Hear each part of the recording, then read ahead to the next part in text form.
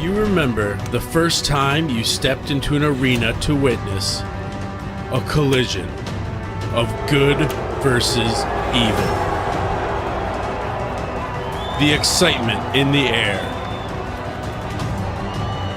the roar of the crowd,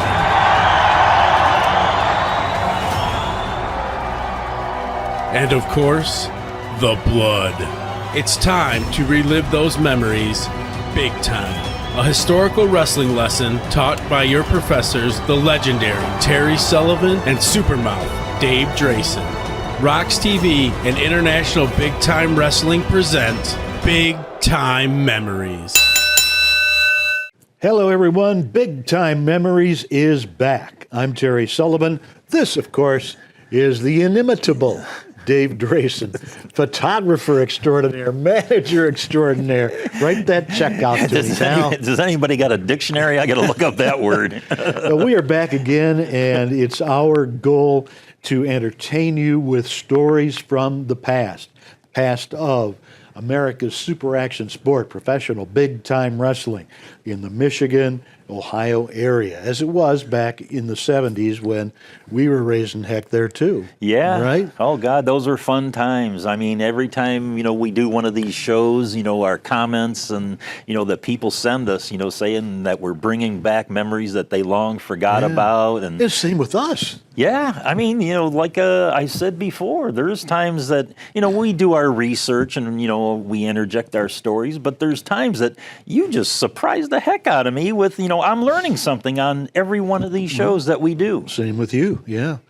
It's quite an endeavor to put these things together, to do it well, and to try to be 100% accurate. Sometimes we don't always quite achieve that, and the people always let us know. Yeah. And in fact, again, not too long in the future, we're going to do a show, a part of which, a Dressing Room Confidential show, and part of that will be correcting everything that we've screwed up since the last time we did Dressing Room Confidential.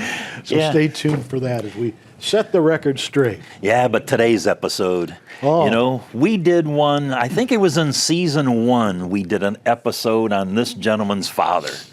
And everybody, when we mention the name, they're going to know who we're going to do today. But hooah, wait a minute. You remember that guy. Don't you tell me what to do. Yeah, Wild Bull Curry. Yeah. But we're not doing Bull Curry today. No? No, we're doing his son. Oh, I think I've heard of Flying him, as a matter Fred of fact. Curry, Yeah. or as his real name is, Fred Curry Jr., Yeah. who was born on June 12th, 1943 in Hartford, Connecticut.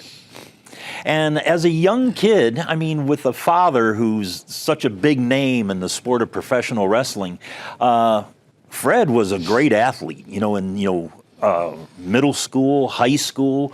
He wrestled, he ran track, he played football in high school. And, that carried on, until he went to the University of Connecticut for 4 years. Not too many people know that he went to, college for 4 years. What degree did he get, do you know? I don't know. Education? I think it was education, wasn't it? Because didn't he teach for a while? Well, probably from the old man. He got the 3rd degree all the time. I guess so. But, before he became a wrestler, after he got out of college, he was a teacher at Madison Heights Junior High School. In Detroit? No, in Hartford. But that's the ironic thing, too. Madison Heights, high school, George Steele, Jim Myers, that's where he taught at. So There's that little connection. Both taught at a Madison Heights school. Oh, there you go. Yeah. Interesting. And Fred really started out as a referee. No kidding. Yeah. Well, as he was training to be a wrestler? Yes. He was a referee up in Halifax, Nova Scotia. How do you know all this stuff, by the way? Because I talked to Fred Curry recently.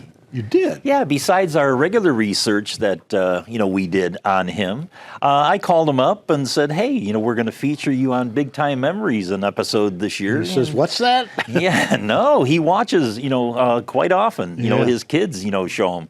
And, he, just me and him just sat down and talked about his career. So a lot of the stuff that I'm going to bring, I had no idea either, but he was sharing great information with me, and that's what we're going to show you. Yeah, well, that's good. He said he started out as a referee in Halifax, but he made his wrestling debut on June 26th, 1963 versus Boris Malenko, but in the Boston Garden. And I had thought, when I asked him, I says, well, you were refereeing in Halifax, you were up there with your dad, wouldn't you have made your pro debut there? He says, no, we came back home, and, Hartford isn't that far from Boston. So he made his, debut against Boris Malenko, who was very big, name in those days, more so in Florida. Yeah. But, he traveled the country in those early days. Yeah. And, you got to say, Flying Fred Curry, the flying. He was one of the original high flyers, I got to say. Yeah. And known for his drop kicks. Really ahead of his time. I mean, you see the flyers, the high flyers these days everywhere. They're flying in the ring and out of the ring and onto the concrete and here and there. But Freddie kept it in the ring, but he was one of the first guys to, outside of the luchadors in Mexico, to do that high flying style. Mm-hmm. And, at the time, in the mid 60s to late 60s, when Fred was, working Detroit, the flying, he was just a drop kick king. And also at the same time, we had Rocky Johnson, and he was known for his drop kicks. I mean, both of them just beautiful. Yeah. But when I was talking to Fred, I says, how many drop kicks do you think was the most you ever did in one match? And he said he did 14 drop kicks in a row. He says that's the most he ever did. And that is a lot. I remember him doing 12 against the Sheik, and it was a little competition to see who was going to be able to keep getting up and down and up and down, up and down, take the blow, go down. Yeah. But, he was, making a name for himself, very young. Yeah. And in 1964, he went down to Texas with his dad, Bull Curry. And when he debuted down there, he was known as Young Bull Curry. Young Bull. Yeah. Sounds like an Indian. And, I have pictures of them, together down in Texas, very young, that, we're showing you fans. And, he was just an instant hit down there. Young, handsome, high flyer, the kind of things that, that Texas, hardcore wrestling, they didn't see that kind of stuff back then. He was the son of the Bull. That was pretty much instant notoriety for him, instant credibility. But for big-time wrestling fans, he made his Detroit debut in 1964, where he teamed with Lou Klein against Dr. Bill Miller and Hans Schmidt. Wow. And I don't know. I think with Lou Klein as a partner, I don't think they came out on top. You think? I don't know. I don't know the result of that one, but Yeah. I'm sure, with Dr. Bill Miller and Hans Schmidt, boy, those are two ruffians. Yep. Oh, man, they were good back in the day. Yep. I think the bookies probably would have given it to Schmidt and Miller. Yeah, I would say so. Yeah. But he came back in his second match at Cobo. He went against the Beast. The Beast. Yeah. Now, he was a huge name in Detroit back then. Yeah, I mean, he, going back to Motor City Wrestling, where wasn't it the Beast went against Larry Shane? Right. And, on a TV bout, he put him in a bear hug, and Larry Shane started spitting blood and stuff, and they took him to the hospital, and the TV station was flooded with phone calls. And it was all during their live TV show. Yeah, so the Beast and Larry Shane was a big, thing back in early 60s. The Beast was John Yachety from Toronto. Do we know that? Yeah, Mr. It wasn't Yachety. Yvonne Cormier from Nova Scotia. Okay. Yep. Because he had a couple of different beasts. You had to have a scorecard to keep the beasts straight. Yeah. Well, same thing with the Rocks and the Sheiks and all those. Yeah. Right. But he went against the Beast, and I know that he beat the Beast. Did he? Yeah, he beat the Beast. Well, that would have been a major, major victory. Yeah, and the thing was, because the Beast had his manager, Martino Angelo. Yeah, remember him? Yeah, our good heck buddy, yeah, promoter in Toledo, Ohio. Yeah. Yeah, and Fred became a fan favorite in Detroit, for the longest time, and he was a 9-time tag team champion. I mean, tag team champion wasn't it? Let me see if I can remember. Danny Miller, he was a tag team champion with him. I think Billy Red Lyons. Yeah. Louis Martinez. Probably exactly. Marino. Bobo. Yeah, probably. Bobo probably. But here, I'll bring this one up. When he became the tag team champ with Louis Martinez, it was a scheduled match against Kurt Von Hess and Carl Von Schatz, and Louis Martinez said that he's going to bring in a mystery partner. So nobody knew who his partner was going to be. So come that Kobo show, Louis, Von Hess and Von Schatz come out to the ring to a chorus of boos, of course, and they're strutting around the ring with, George Cannon, I am right. That's right. And Louis Martinez comes out, and here comes this guy with him with a really cheap bed sheet over him with eyes cut out, and it's like, probably a little rope tied around his thing to keep it together, and it's like nobody knew who it was. And he came out barefoot.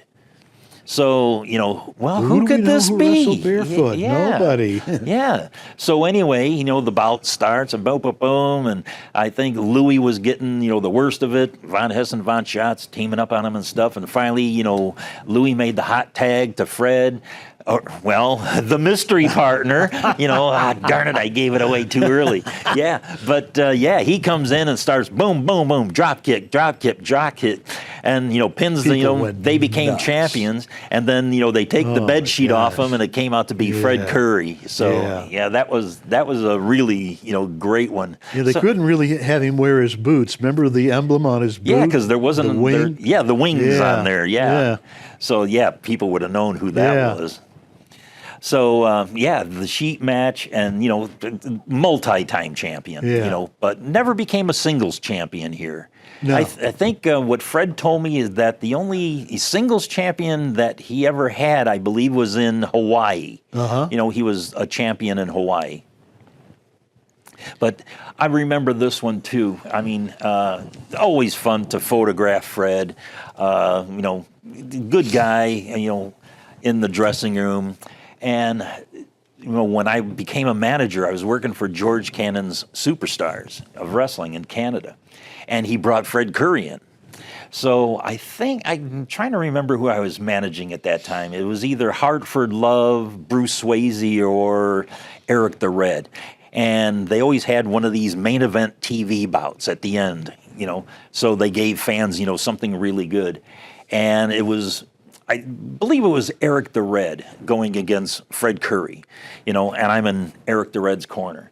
And it's like we work this thing to where, I'm going to interfere and Eric the Red's going to get disqualified and Fred's going to go over. And, so what ended up happening, I interfered and, we get disqualified and Eric the Red turns his back and I turn my back and Fred jumps me. Okay, I'm going to take a few bumps. So he body slams me, gives me a couple kicks, punches and stuff.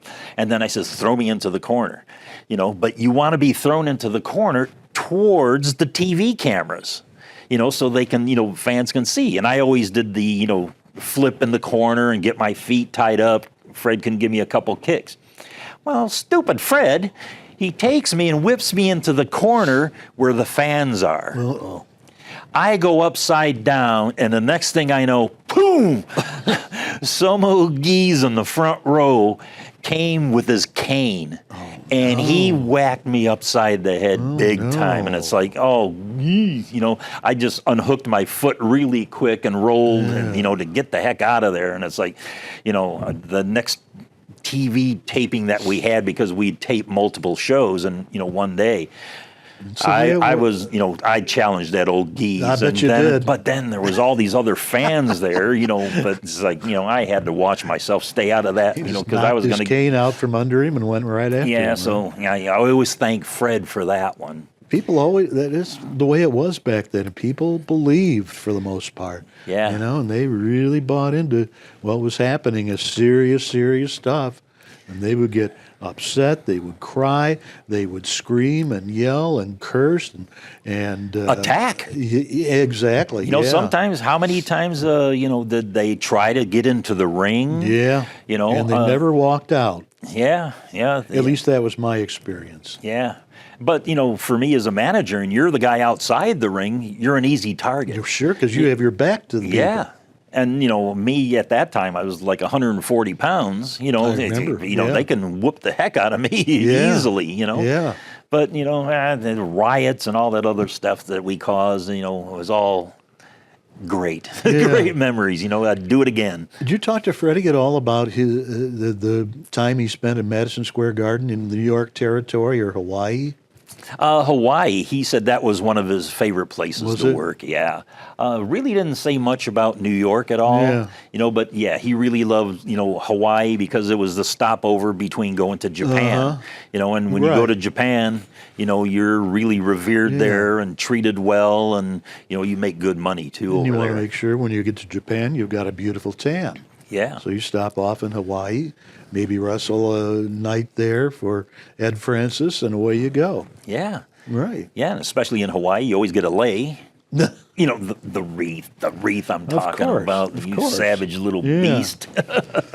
But we talked about this, in other episodes. Mark Lewin of one, Buddy Rogers another, and now Fred Curry. Same territory, but the same city, Columbus, Ohio. He started running opposition against the Sheik, but with Bobo Brazil. But, when I talked to Fred, he said, him and Bobo were, promoting Columbus and the little smaller towns around there. But he said that it was with the Sheik's blessing. Yeah, because the Sheik, and we talked about this before, Columbus just was not happening. Big time wrestling just could not seem to gain a foothold in that town, and we had television, which was really expensive.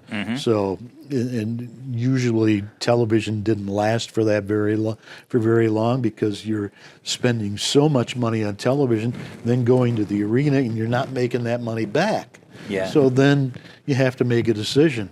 So it was real tough, and then the Sheik wasn't doing any of the smaller towns around Columbus at all.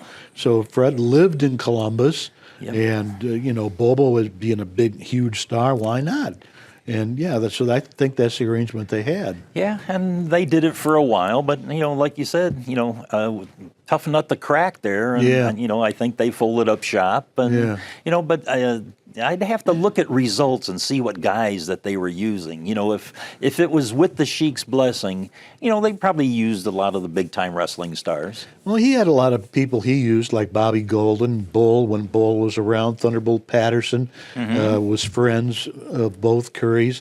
Bob White, Mr. Crowbar, Bob White would come in. Gary Fulton was there, and he also had a 17-year-old kid from Chillicothe, Ohio, that he gave a break to. In Columbus. You know his name, right? Bobby Fulton. Right. Who went on to big success. Yeah. I mean, as the Fantastics, and God, you talk about making it big. Yeah.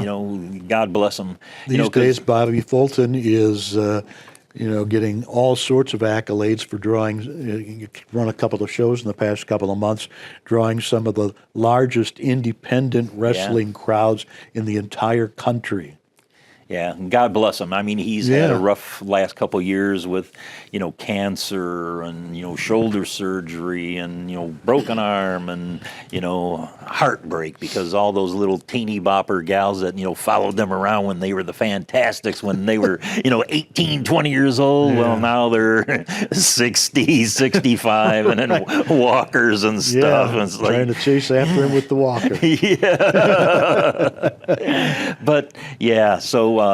Fred, was, promoting Columbus for a little bit. Yeah. And, when I talked to him, I always wondered, who his favorite opponents were, who he liked to work with. Great question. And he said he loved working with Killer Carl Cox, the Sheik, of course. He said Fritz von Erich. He loved working with Fritz von Erich. Uh-huh. But he said his favorite opponents were the Hells Angels, and especially Chris Colt.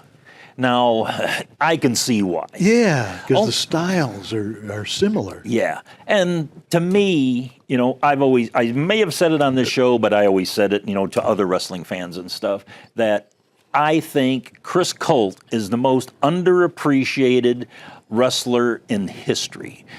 He could do it all. He didn't have a big physique or anything, but he could do everything. Yeah. You ask him, I remember him... walking the top rope, just starting the corner and walking it, with not holding on to somebody's hand or anything. The maneuvers that guy can do, and Fred, and I can see why Fred said that he loved working with them. Yeah, they were way ahead of their time, and they were a lot of the wrestlers who were there at that time just weren't up off the mat. They were pretty much mat workers or punchers, brawlers, not the back and forth, ups and downs like that. Yeah. Mm-hmm. Now I'll ask you this question because I posed it to Fred. I says, who is your least favorite opponent? Who did you not like to work against? Take a guess. I don't have to guess. I already read it on the notes. You want me to? I would say. What about Bulldog Brower? Go, good guess. Bulldog Brower, he was a whack job. Yeah, he was. But Fred said he didn't like working with him because he said he was stiff. Yeah, he working stiff. I mean, a lot of guys, a lot of the big muscle guys work stiff, because they weren't light as a feather, right? And I could see, guys like that, and like Zulu or some of those big muscle guys. Boy, they can hurt you. Yeah, some of them don't know their own strength. Mm-hmm. They think they're being soft, but in fact, they're knocking your lights out. Yeah, but unfortunately, Fred had his last match. On August 4th, 1990, and I wonder if you were there because it was at the Toledo Speedway that he lost to Sabu. No, I wasn't allowed. No, I wasn't there. No, I was aware that the match was happening, but no, I wasn't there. Yeah, the one person I remember who was there is Rude Boy. Yeah? Yeah, I don't know who he went against that night, but, well, maybe on one of our, dressing room confidentials and, when we do our corrections and stuff like that, we can get a comment from Rude Boy to tell us about that, show and see if he remembers, working with Fred there and, Sabu and some of the other guys. Because I think the Sheik might have been on that show, too. Oh, he was. Yeah. I think he wrestled Abdullah or was supposed to, right? Yeah. Mm-hmm. Yeah, but these days... Van Dam was there too, I think, wasn't he? Yeah, Van Dam was there. Oh, okay. But these days, Fred, in retirement, still living in Hartford, Connecticut, and he often goes to breakfast and lunch with a good friend of mine in Springfield, Massachusetts, Tom Burke. Uh-huh. They get together, and Fred brings his sons along, and his son Nick. He's another high flyer these days. I'm just waiting for him to get signed by a big company so we can see him on TV. I've seen, some video of him. Yeah. Mercy sakes. We have to see if we can show some of his video because watching Nick do that series of drop kicks is just like, well, you can tell who taught him. Yeah. Oh, yeah. But then we've got another older brother who spent like 15 years in the wrestling business, Fred Curry III. Rocket Fred Curry. Really? Yeah. Now, is he a family member? Yeah, he's Freddie's. Fred has three sons: Michael, Fred, and Nick. Okay. And Fred is the oldest. and he's out of the business now, but he was always real good, but pretty much stuck to the independent scene down around Columbus. But yeah, he was another good-looking guy, and he's now off managing a restaurant, I believe. Okay. And I think Nick is torn between MMA and wrestling. And I have a feeling we'll probably see him in both in one form or another. Yeah, hopefully we see him soon. And, if you can, catch him on YouTube at some point, look it up and, see Nick wrestling, because you're watching Fred Curry from, 40, 50 years, prior. Same thing with Fred the Third. He's the Rocket. He's on a lot of YouTube matches. There's another little interesting bit of trivia about Flying Fred Curry. Pro Wrestling Illustrated. You remember that magazine, Yeah. right? Pretty well thought of, pretty highly thought of. They voted Fred Curry the most popular wrestler in the world in 1972. I can see that. Well, actually, to be totally honest, he tied. It was Freddie and Jack Briscoe tied for most popular. I'd have to give it to Fred. I have to give kudos to Fred. Yeah. I was never a Briscoe fan. Yeah. I found him boring. Almost like a old, Ben Justice promo. Same thing. Jack Briscoe on a promo. I'm going to take a pee, or go get a soda out of the refrigerator. And we should say that Freddie wrote a biography on his father called The Walking Riot about Wild Bull Curry. And you were telling me Freddie has his autobiography that he's working on? Yeah, Fred, I think it's all done. I supplied a lot of pictures. Spell check? Yeah, well, no, I supplied a lot of pictures for Fred, send it to him, and, he's trying to find a publisher, and, hopefully that comes out soon. Yeah. So that way we can, bring him, here on the show and, talk about the book one day and, hopefully, have him tell us all about it. Yeah. Sounds good. That'd be great to see him again. Oh, yeah, really. But as with customary, that's, Flying Fred Curry, about all we can tell. I'll be talking to him again. If I do talk to him again, I'll relay stuff. Forgot to say that he did say, to the Big Time Wrestling fans, that he really appreciates you and to tell you all hello. And, hopefully, like we said, hopefully we can get, Fred here one day. Yeah. And, comes that time, we're running out of time, and, we're running out of money, to pay our production staff here. So take us out, an outro on Flying Fred Curry. Yeah, just always one of the nicest guys, real funny guy, and consummate athlete, really was. Okay, ladies and gentlemen, from Hartford, Connecticut, weighing 224 pounds, Flying Fred Curry.